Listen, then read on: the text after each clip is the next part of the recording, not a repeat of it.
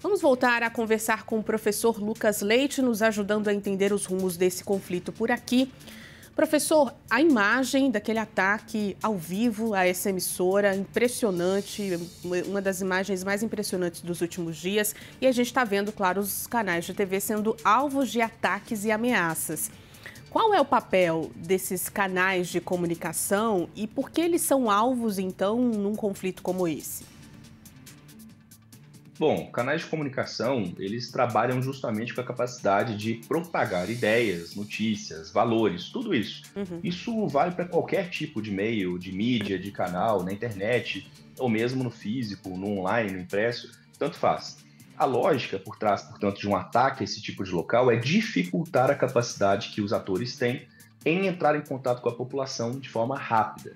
E isso também significa que, assim como Israel, assim como o Irã, assim como todos os outros países do mundo, as mídias estatais elas vão defender certos interesses do governo em questão. E, portanto, isso pode tornar uma propaganda de guerra. Então, quando o ataque é feito em relação às estações de mídia, de TV, de rádio, a busca é justamente no sentido de tentar mostrar que há uma capacidade de atacar objetivamente esses locais.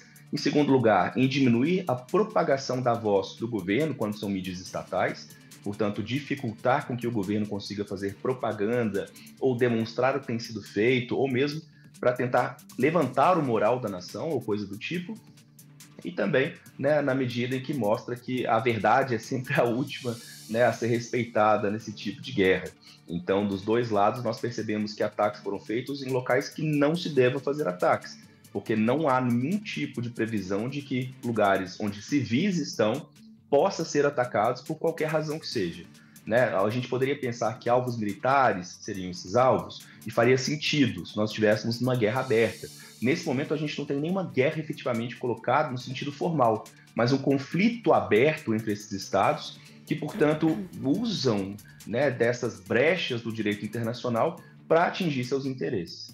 E, professor, a gente pode destacar outros pontos sensíveis, né? A gente sabe, claro, que comunicação é uma arma, né? Pode ser uma ferramenta importante nessa guerra. Mas pensando em outros locais, inclusive com a presença de civis, imagino que torres de transmissão, quais são os outros pontos sensíveis num conflito como esse?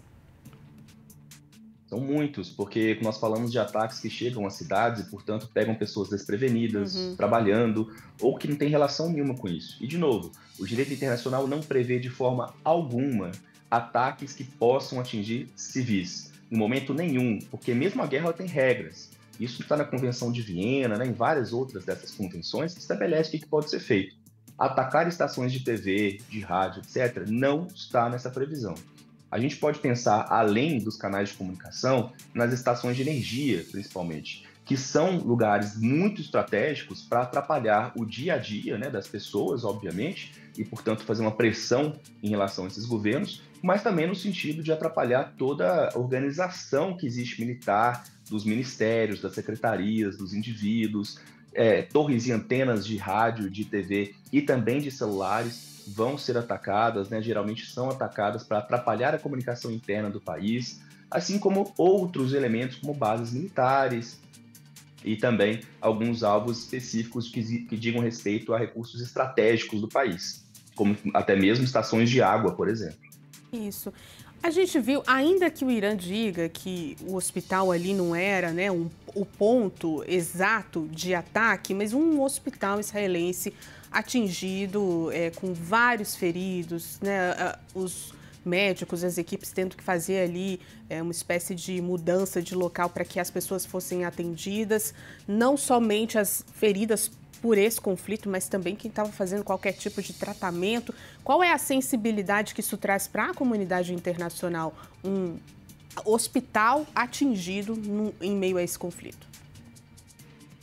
Infelizmente, a sensibilidade internacional ela ainda é muito seletiva. Uhum. Então, quando nós temos o ataque a Israel, especialmente em razão dos países ocidentais terem um acesso, uma proximidade, interesses muito conectados com esse Estado, nós temos sim, né, essa sensibilidade muito grande. Então, as pessoas ganham nomes, suas histórias ganham nomes, elas conseguem contar quem elas são, o que elas estavam fazendo ali, mostrar o seu sofrimento, até como forma de da gente fazer pressão para que esse tipo de conflito não aconteça.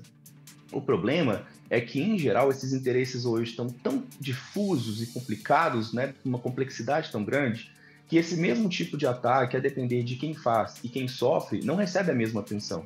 Nós podemos pensar, por exemplo, no caso do Iêmen, que é um país que tem sido destruído, né, pela Arábia Saudita e outros parceiros na região. A gente pode pensar no caso da própria Palestina, que sofre, infelizmente, com a destruição de universidades, hospitais e outras instituições civis.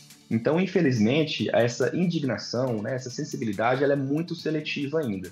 O que é um problema, porque quando nós falamos de pessoas, de civis, nós estamos falando de vidas humanas, independentemente se elas são de um país ou de outro. Portanto, há um desrespeito generalizado por esses atores que deveriam seguir as regras. É isso, Palestina é exemplo claro disso, né? As pessoas sendo atacadas e atingidas enquanto estavam buscando recursos, né? Ajuda humanitária. Professor Lucas Leite, a gente volta daqui a pouquinho, vou trazer mais alguns pontos aqui para a nossa conversa.